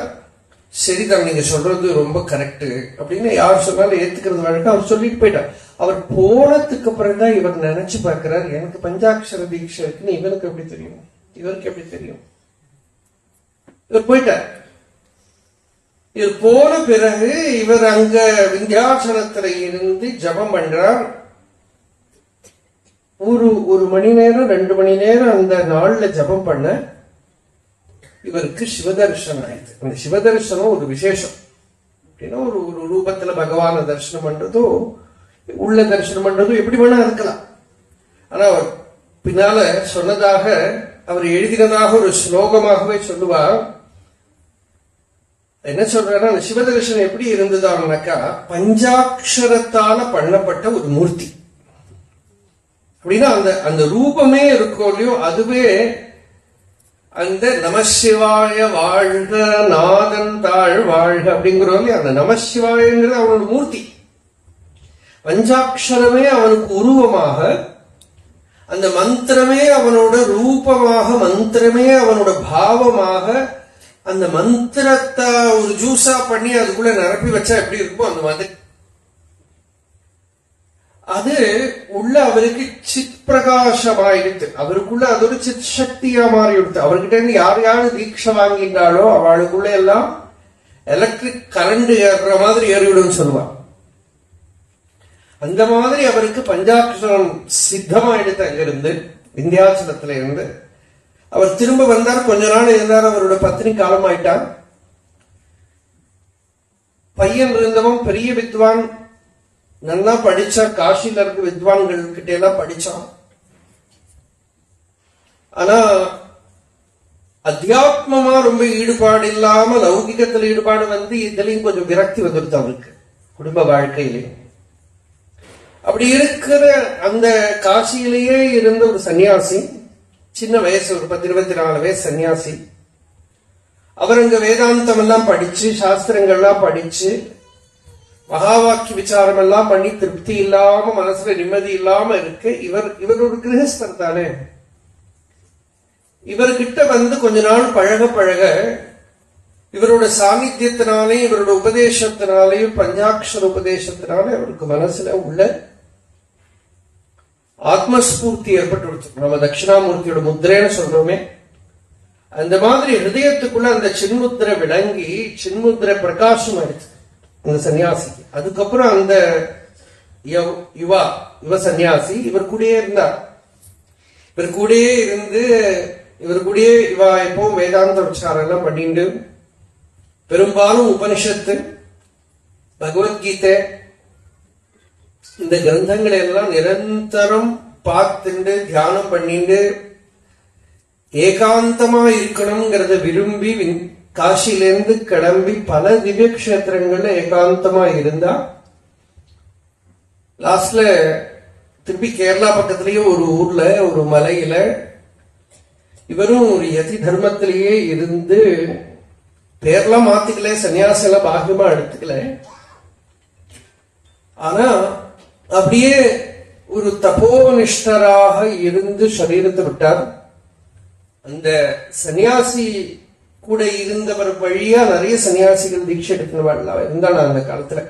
எல்லாமே ஒரு 1940-50க்கு முன்னாடி முடிந்த கதைகள். இந்த மாதிரி எப்படி ஒரு அத்தியாத்ம வாழ்க்கை எதிர்ச்சையே கோபசிருதாயமாப்னுயுஹு விமுக்திதோனஹ பரமோ குருர்பவான். அந்த ஈஸ்வர தரிசனம்ங்கிறது எப்படி வருது? எல்லாரும் நமக்கு எத்தனையோ எந்தரோ மகானுபாவலு அந்தரீக்கி வந்தனுங்கிறவர் எத்தனையோ மகாபுருஷர்கள் இருந்திருக்கா. அகண்டானந்த சரஸ்வதி சுவாமியே இந்த மாதிரி நிறைய கதைகளை எழுதியிருக்கார். பாவன பிரசங்கன்னுட்டு அவர் சம்பர்க்கத்துல வந்த எத்தனையோ வித்வான்கள், சன்னியாசிகளாகவும் கிரகஸ்தர்களாகவும் பிரம்மச்சாரிகளாகவும் எல்லாம் இருந்த எத்தனையோ மகான்களோட சரித்திரத்தை எழுதியிருக்கார். இவாளெல்லாம் உபாசனா சுத்தர்களா இருந்திருக்கா. இப்ப ஞானம் கூட உள்ள வர்ணமான உபாசனா சுத்தி வேணும். பாகவதன் சொல்றது ஆம்னா அந்த பக்தியினால சித்தம் சுத்தமாயிடுத்தானா சூரியனை கண்ணு பாக்குற மாதிரி சித்தம் ஆத்மாவை பார்க்கும். யர்ஹ்யப்ஜனா பஜரணேஷன யோரு பக்தியா சேதோமலானி விதமேத் குணகர்மஜானி தஸ்மின் விசுத்த உபலப்யத ஆத்மதத்வம் சாக்ஷாத் யதாமல திருஷோஹோ சவித்ரு பிரகாஷஹ. இந்த மாதிரி சில கதைகள், சில மகாபுருஷர்களோட சரித்திரம் எங்கேயோ எப்பவோ கண்டது எப்பவோ ஞாபகத்துக்கு ஏதோ சமயத்துல ஏதோ சில விஷயங்கள் வரும் உள்ள. அந்த சித்த சுத்திக்கு இந்த உபாசனைகள்லாம் ரொம்ப முக்கியம். எங்கேயோ ஹிருதயத்துக்குள்ள போடக்கூடிய விதை போடக்கூடிய ஒரு பஞ்சாட்சரம்.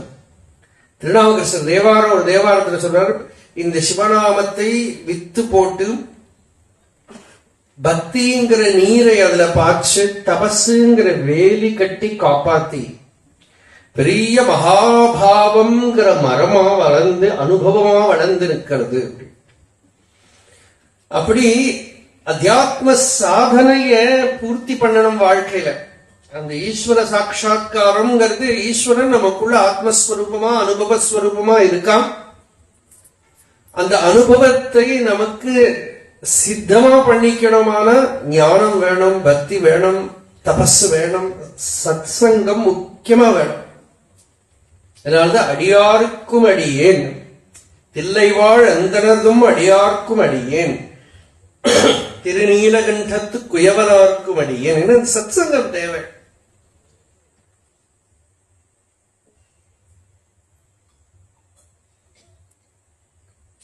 பக்தோ பக்தி குணாஹ்ருதே முதமிருதா பூர்ணே பிரசன்னே மனக்கும்பே சாம்பதவாங்கிரி பல்லவயுகம் சம்ஸ்தாப்ய சம்வித்பலம் சத்வம் மந்திரமுதீரயன் நிஜ சரீராகார சுத்திம் வஹன் புண்ணியாஹம் பிரகடீகரோமி ருச்சிரம் கல்யாணமாபாதயன் யோகக்ஷேம துரந்தரஸ்ய சகல ஸ்ரேயः பிரதோத்யோகினः திருஷ்டாதிருஷ்டமதோபதேச கிருதினः பாஹ்யாந்தரவ்யாபினः சர்வஜ்ஞஸ்ய தயாகரஸ்ய பவதः கிம் வேதிதவ்யம் மயா शम्भो त्वं परमान्तरङ्ग इति मे चित्ते स्मरामि अन्वहम्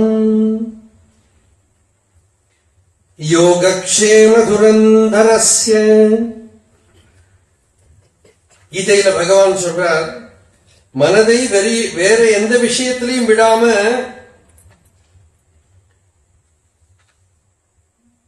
மனதை பகவான் கிட்டேயே விட்டிருந்தா அவனோட வாழ்க்கை, லௌகிக வாழ்க்கையில என்னென்ன நடக்கணுமோ அதெல்லாம் நான் பார்த்துக்கிறேன், அது என்னோட பொறுப்பு, அவனை பூர்ணமா நான் பார்த்துக்கிறேன் அப்படின்னு சொல்றார். அனன்யா சிந்தயந்தோ மாம் ஏ ஜனாக பரிபாசதே தேஷாம் நித்யாபியுக்தானாம் யோகக்ஷேமம் வஹாம்யஹம். இன்சூரன்ஸ் பாலிசி பார்க்க முடியும். யோகக்ஷேமம் வஹாம்யஹங்கிறது ஈஸ்வரனோட பொறுப்பு. கச்சையும் அதற்கென கட்டி அப்படின்னு முருகனார் ஒரு பாட்டு. இவன் காரியத்துல நான் பொறுப்பு, இவனை நான் பார்த்துக்கிறேன், இவன் விஷயத்துல நான் பொறுப்புன்னு கச்சையும் அதற்கென கட்டி. இந்த கச்சை கட்டிக்கிறதுனாக்கா இந்த சண்டையெல்லாம் போடுற போது இடுப்புல கட்டிப்பான். கேரளால இருந்து களரின்னு உண்டு. இந்த களரி பயிட்டு பண்றவா இடுப்புல அந்த கச்சை கட்டுவான். என்னமோ வேடிக்கையான கதைகள்லாம் சொல்லுவான். இடுப்புல கட்டி ஒரு தென்னை மரத்துல கட்டிட்டு அதை டைட்டன் பண்றதுக்கு ஒரு இழுத்தா தேங்காய் விழுவான். அவ்வளவு ஸ்ட்ராங்கா கட்டணுமா அந்த கச்சை.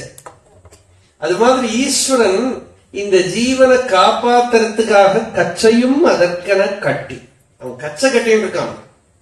என்ன சொல்றாருன்னா, யோகக்ஷேம துரந்தரஸ்ய, யோகக்ஷேமம் இவனோட வாழ்க்கையில இருக்கிற லௌகிக வாழ்க்கையும் நான் பாத்துக்கிறேன், பரமார்த்த வாழ்க்கையும் நான் பாத்துக்கிறேன், அவனை நான் காப்பாத்துறேன், அவன் என்னோட பொறுப்பு அப்படின்னு இருக்கு. சகல ஸ்ரேய பிரதோத்யோகினஹா, இவனுக்கு என்னென்ன நல்லது வேணுமோ எல்லாமும் பண்றதே இவனுக்கு உத்தியோகமா. இவனுக்கு உத்தியோகமே ஈஸ்வரனோட உத்தியோகம் என்ன, நம்ம வேலை பார்க்கணும். நமக்கு மேனேஜரே அவன் தான். சகல ஸ்ரேய பிரதோத்யோகின, அதான் தேவாரம். உன் தொழில் அடியனையும் தாங்குதல், என் கடன் பணி செய்து கிடப்பது. நாம் பண்றது இருக்கே கடன், அது கொடுத்தாகணும். இப்போ கவர்மெண்ட்ல இருந்து கடன் கொடுக்குற, அப்பப்போ போன் பண்ணி கடன் வேணுமா கட்டணும். சில பேர் வாங்கினதுதான் திருப்பி கொடுக்கிற பதிவே கிடையாது. ஒருத்தர் வாங்கினார் பணம் ஒருத்தர் கிட்ட, எனக்கு தெரிஞ்ச ஒரு ஆட்டோ டிரைவர், அவர் இப்போ சொல்லுவார், அவன் பணம் கிடையாது, நிறைய பேர்கிட்ட வாங்கியிருக்க, அவள் அப்பப்போ வந்து கேட்பா அவர்கிட்ட.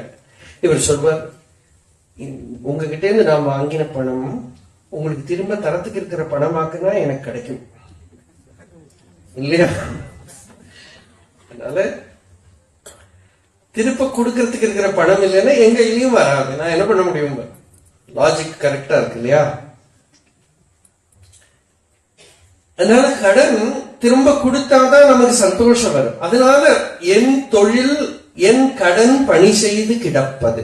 உனக்கு சேவை பண்றது, ஜபம் பண்றது, கைங்கரியம் பண்றது, பூஜை பண்றது, இதெல்லாம் வந்து எனக்கு கடன், லோன் கொடுக்கிற மாதிரி, இந்த பணத்தை கொடுத்து லோனை அடைக்கிற மாதிரி. ஆனா உன் தொழில், ஈஸ்வரனுக்கு உத்தியோகமே என்னதுன்னா அடியனையும் தாங்குதல். என்னை வந்து சப்போர்ட் பண்ணி என்னை பார்த்துட்டு எனக்கு வேண்டதெல்லாம் பண்ணி எல்லாமே பண்றது உன்னோட வேலை. உனக்கு வேலையே அதுதான்.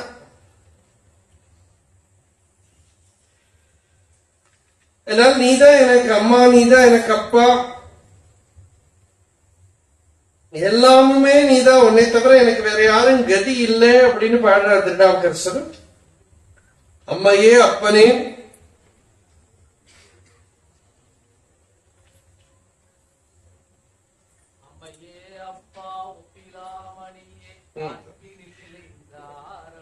அது பண்ண அம்மையே அப்பனே, அம்மையும் அப்பனும் மாமனும் மாமியும் எல்லாம் நீதான் அப்படிங்கிறாங்க தேவாரம். எல்லாம் வரிசையா எல்லா நாமத்தையும் சொல்லி பகவானை கூப்பிடுற. அப்போ அப்படி நீ இருக்கிற போது நான் கவலைப்படுவானே. யோகக்ஷேம துரந்தரஸ்ய சகல ஸ்ரேய பிரதோத்யோகினா, எல்லா ஸ்ரேயஸையும் கொடுக்கறதே உத்தியோகமா வச்சுருக்க நீ. திருஷ்டாதிருஷ்ட மதோபதேச கிருத்தினா, எனக்கு இப்ப படிச்சது தெரிஞ்சது இருக்கு, அதுவும் நீ கொடுத்ததுதான். நீ தெரியாததெல்லாம் எப்ப வேணுமோ அப்ப கரெக்டா சொல்லி கொடுப்ப.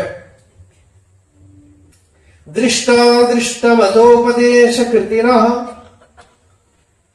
பாஹ்யாந்தர வியாபின, உள்ளேந்து மட்டும்தான் ஸ்பூர்த்தி வரும்னு கிடையாது, வெளியிலேருந்து வரும். வெளியிலேருந்தும் அவனேதான் ஏதோ ஒரு விஷயத்துல நமக்கு ஒரு வழி காட்டணுமா ஒரு இடத்துல வந்து நின்றுடுவான். வெளியிலேயும் ஏதோ உருவத்துல வந்து வழி காட்டுவான். ரொனால்ட் நிக்சன் ஒரு வெள்ளக்காரன் இங்க பகவான் ரமணரை பார்க்க கூட வந்திருக்கார். யோகி கிருஷ்ண பிரேம்னு பேர். அவர் நாஸ்திகனா இருந்தவர், கடவுள் நம்பிக்கை இல்லாம இருந்தவர். செகண்ட் வேர்ல்டு வார் டைம்ல பைலட், அவர் பிளைட்ல பிளெயின் ஓட்டின் வார் பிளெயின், யுத்த விமானம், போர் விமானத்துல இவர் போற போது அன்னைக்கெல்லாம் இந்த அளவுக்கு இந்த கீழேந்து சிக்னல் எல்லாம் கிடைக்காது. இவன் மேல இந்த வார் பிளேன் போறத இவளுக்கு அந்த சிக்னல் லாஸ் ஆயிருக்கு. எந்த பக்கம் போனது தெரியல. ரெண்டு பக்கத்தால ஒரு ஃபைட்டர் பிளேன் போயிட்டு இருக்கு. இவர் அது பின்னாடி போனார். அந்த சைட்ல திரும்பினார். இவருக்கு உள்ள ஒரு இன்ட்யூஷன், இந்த பக்கம் போகக்கூடாது, வேற பக்கம் திருப்புங்க. இவர் வேற பக்கம் திருப்பினார். அப்புறம் இவருக்கு இண்டிகேஷன் கிடைச்சிடுத்து, வந்து கீழே இறங்கி விட்டார். ஒரு சின்ன இன்சிடென்ட் தான் வாழ்க்கையை மாறி போயிடுது. அவர் பார்த்தார், யாரு எனக்கு இந்த ஸ்பூர்த்தி கொடுத்தா? என்னோட புத்தியிலேருந்து வரல, எங்கேயோ ரொம்ப கிளியரா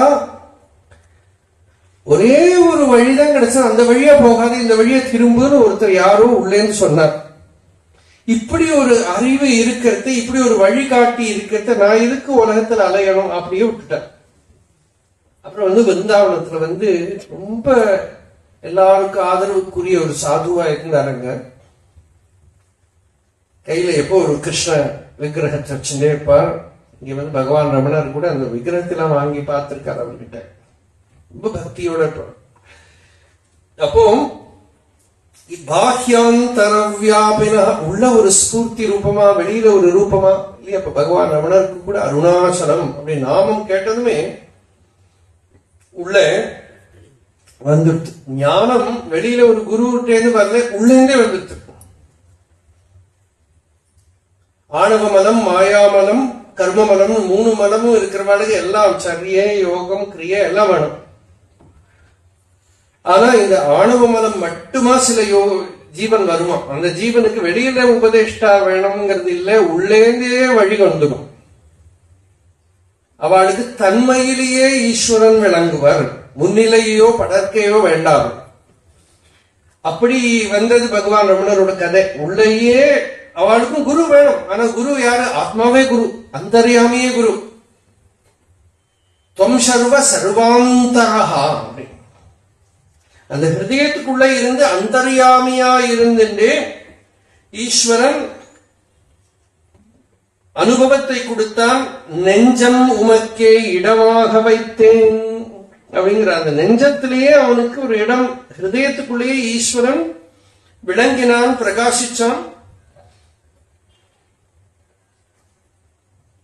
அப்படி இருக்கிற அந்த ஈஸ்வரன் இருக்கிறத யோகக்ஷேம துரந்தரஸ்ய சகல ஸ்ரேய பிரதோத்யோகினா, பெரிய ஸ்ரேயஸ கொடுக்கிறான். திருஷ்டாதிருஷ்ட மதோபதேச கிருதினா பாஹ்யாந்தர வியாபினா சர்வஜ்ஞஸ்ய, அவனுக்கு எல்லாம் தெரியும். தயாகரஸ்ய, கருணையே உருவமா இருக்கான். கிம் வேதிதவ்யம் மயா, உனக்கு போய் நான் என்ன சொல்லணும்? நோய் நோய் நோயின்னு கோவில்ல போய் சீட்டு எடுத்து சுவாமி கிட்ட இதை சொல்லுவோம் அதை சொல்லுவோம், அவங்ககிட்ட போய் நாம தான் சொல்லணுமான? நம்மளோட சின்ன சின்ன விஷயத்துல அவங்ககிட்ட போய் சொல்லணுமா? கிம் வேதிதவ்யம் மயா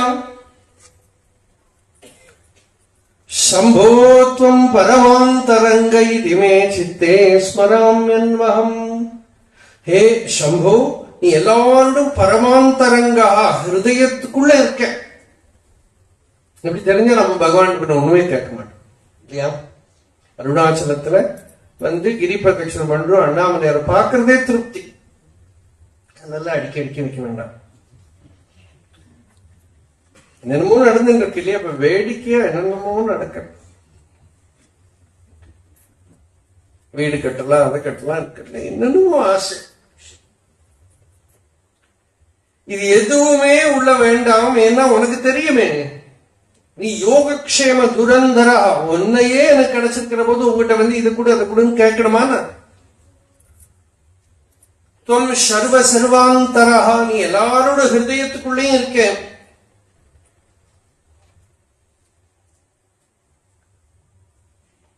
அப்படி இருக்கிற சமயத்துல நான் நம்ம எதுவுமே உனக்கு கேட்க வேண்டாம். அப்படி ஒரு ஈஸ்வரன் அம்மையும் அப்பனும் ஆகி நமக்குள்ள இருக்கிறத அண்ணாமலையார பகவான் ரமணர் பாடினார். அம்மையும் அப்பனும் ஆகி என்னை ஆக்கி அழித்து அம்மகிமாயின் ஆழ்கடல் வீழ்ந்தியான் ஆழ்ந்திடும் முன் என் மனம் மன்னி இழுத்து உன் பதத்தில் இருத்தினையால் சின்மயனாம் அருணாச்சல நின் அருள் சித்திரம் என்னே. உன்னோட அருளை நான் என்ன சொல்லுவேன்? அது ஆச்சரியம். ஏன்னா நான் மாயையில விழுந்து அப்படியே தவறி போயிருப்பேன். அப்படி போக விடாம பிடிச்சு கொண்டு வந்து வச்சிருந்தே நீ அப்பாவாகவும் அம்மாவாகவும் எனக்கு வழிகாட்டியாவும் எல்லாம் எனக்குள்ள இருந்திருக்கே. அப்படி தெரிஞ்சுட்டானா நல்ல தைரியம் வந்து விடுவோங்க. ஈஸ்வரன் நம்ம பின்னாடி இருக்கார். அதுதான் திருநாவுக்கரசர் நாம் ஆர்க்கும் குடி அல்லோம் நமனையும் அஞ்சோம். நம்ம யாருக்கு அடிமை இல்லை, யமனையும் பயப்படல.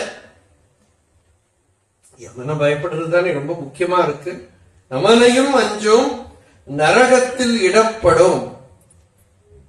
நிச்சயமா நாங்களாம் நரகத்துல போகவே மாட்டோம். நரகத்துல விழுற வேலையே கிடையாது. அடலை இல்லோம் ஏமாப்போம் பிணி அறியோம் பணிவோம் அல்லோம். எங்களுக்கு எந்த வியாதி எந்த இதுவும் கிடையாது. என்பமே என்னாலும் துன்பம் இல்லை. இப்படி எத்தனை பேர் சொல்றாங்க?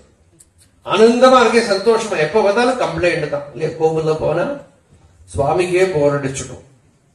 சில பேர் இந்த கோவில்ல வாசல் இருந்த விலகு விலகு விலகு சொல்லிட்டே இருக்காளே கோவில்ல, அது அவா இல்லை, ஈஸ்வரனே தான் நிறுத்தி.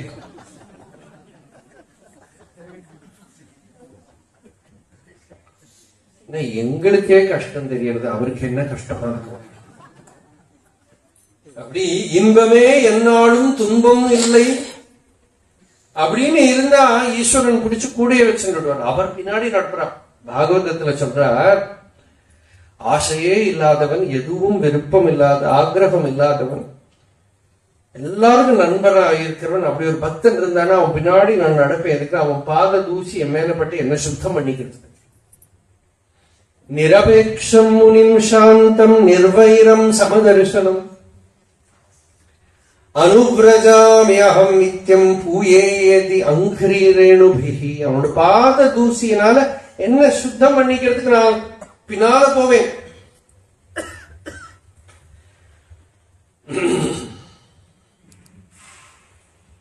அப்படி ஆசை அற்ற ஒரு பக்தன் இருந்தான கபீர் ஒரு இடத்துல சொல்றார், நான் ராமா ராமான்னு சொல்றது போட்டு அந்த ராமன் இருக்கானே பின்னாடி கஹத்து கபீர் கபீர் கபீர் கபீர் கூப்பிட்டு சுத்திட்டே இருக்கான்.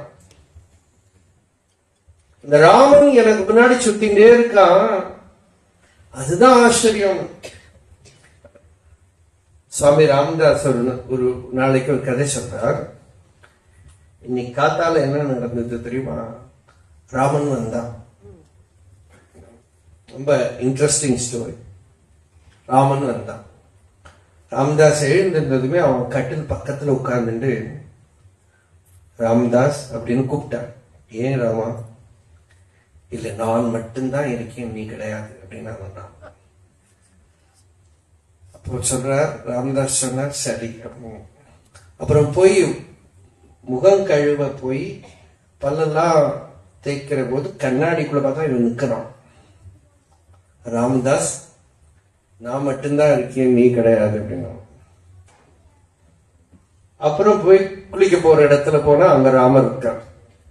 ராமதாஸ் நான் மட்டும்தான் இருக்கேன், நீ கிடையாது. இப்படி தொல்லையா போயிடுச்சு.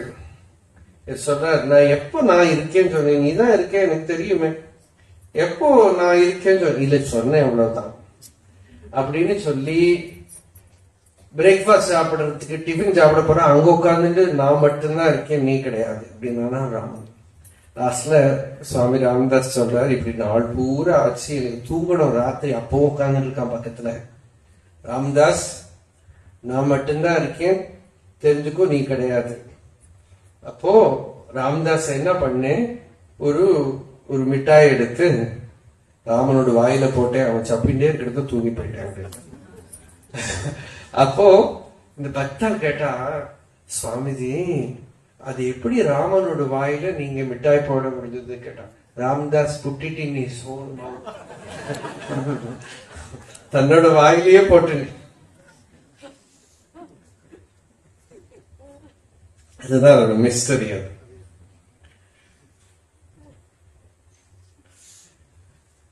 அப்போ பக்தனுக்கு பகவான் கிட்ட இருக்கிற ஒரு சம்பர்க்கம்.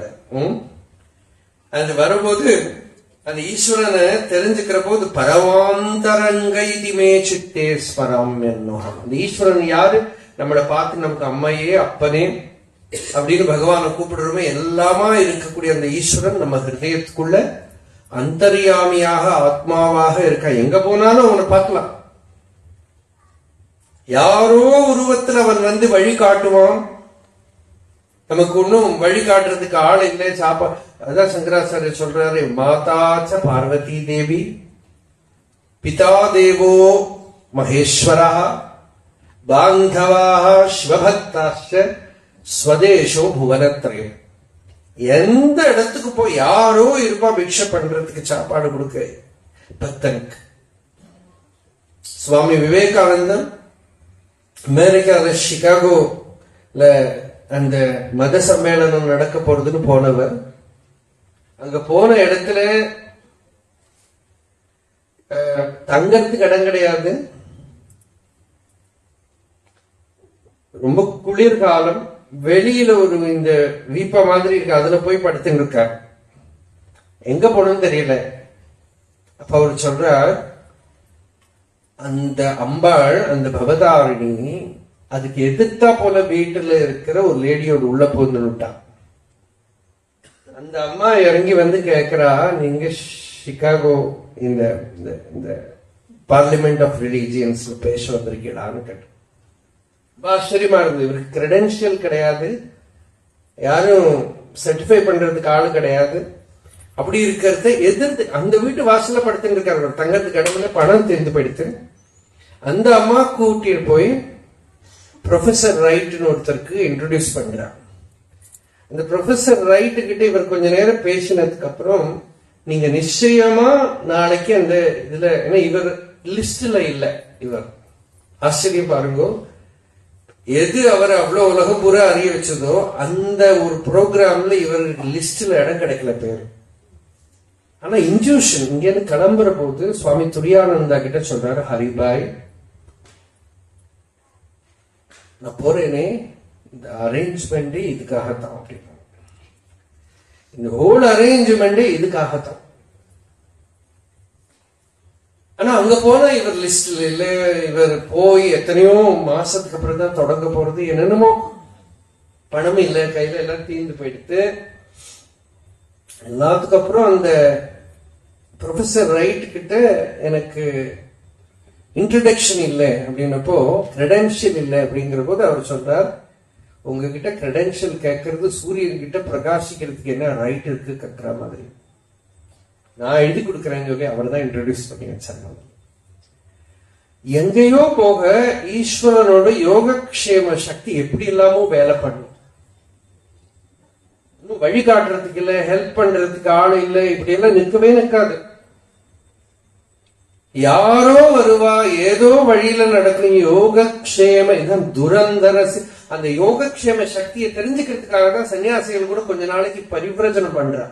கையில பணம் எடுத்துக்காம எதுவும் எடுத்துக்காம சுத்துறதுன்னு, எங்கெங்கோ பிக்ஷை கிடைக்கும், யாரோ வழி காட்டுவா. அந்த சக்தியை தொட்டு பார்க்கணும். அப்பதான் அந்த சக்தியை தொட்டு பார்க்க தெரியும் நமக்கு. எல்லாரோட ஹிருதயத்துக்குள்ளே இருக்காது. விஸ்வரூப தரிசனம்ங்கிறோமே, சும்மா இன்னும் இப்படி சினிமா மாதிரி வரல. எல்லாரோட ஹிருதயத்துக்குள்ளேயும் பூந்து நம்ம கிட்ட அந்த ஈஸ்வரன், சர்வாந்தரியாமியா இருக்கிற ஈஸ்வரன் நம்ம கிட்ட உறவாடுறத பாக்குறோமே, அதுதான் விஸ்வரூப தரிசனம். அது அந்த தரிசனம் வரத்துக்காகவே தான் இந்த பாரிபிரஜ்யம்னு சன்னியாசிகள் பண்றா.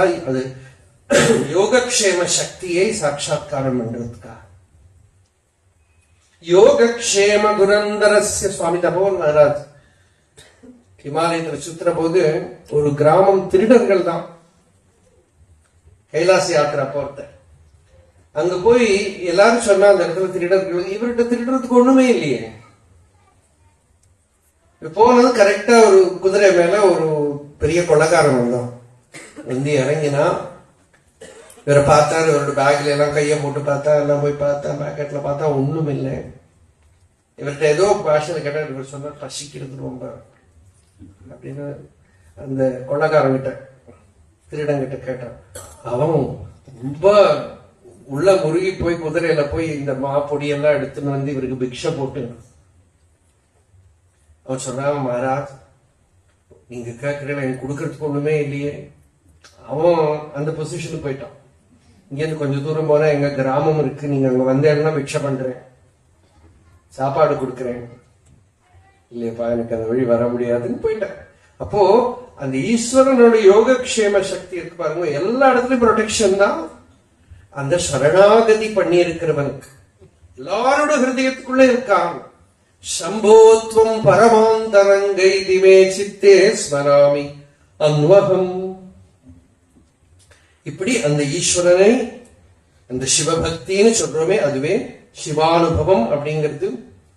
வாழ்க்கை பூராவும் அத்தியாத்மமா மாறக்கூடியது. நமக்கு அந்த சாந்தி, அன்பு, பகவானோட நாமத்துல இருக்கிற கூடின ஒரு ஈர்ப்பு. நாம என்ன சாதனை, யோக சாதனையோ, ஞான விசாரமோ, பக்தியோ எது இருந்தாலும் பரவாயில்ல, அந்த மனம் ஈஸ்வரன் கிட்ட அடங்கணும், ஆத்மாவில் அடங்கணும், ஆத்மஸ்வரூபத்தில் அடங்கணும். அதுக்குதான் ஆனந்த சிவானந்த லஹரின்னு பேரு, சிவானுபவம்னு பேரு. அதை குறித்த ஞானம்தான் சிவஞானம்னு பேரு. இதை நாம தொடர்ந்து நாளை சாயங்காலம் மாலை இந்த சத்சங்கத்தை தொடர்ந்து பார்ப்போம். அருணாச்சல சிவ அருணாச்சல சிவ அருணாச்சல சிவ அருணாச்சல அருணாச்சல சிவ அருணாச்சல சிவ அருணாச்சல சிவ அருணாச்சல அருணாச்சல சிவ அருணாச்சல சிவ அருணாச்சல சிவ அருணாச்சல அருணாச்சல சிவ அருணாச்சல சிவ அருணாச்சல சிவ அருணாச்சல. யதோ மமாத்மா பவசி த்வமேவ ததோ ந வாச்யம் மம கிஞ்சிதஸ்தி யதா தவேஷ்டம் குரு மாம் ததைவ த்வாம் ஆத்மநாதம். ஹர நமः பார்வதி பதயே.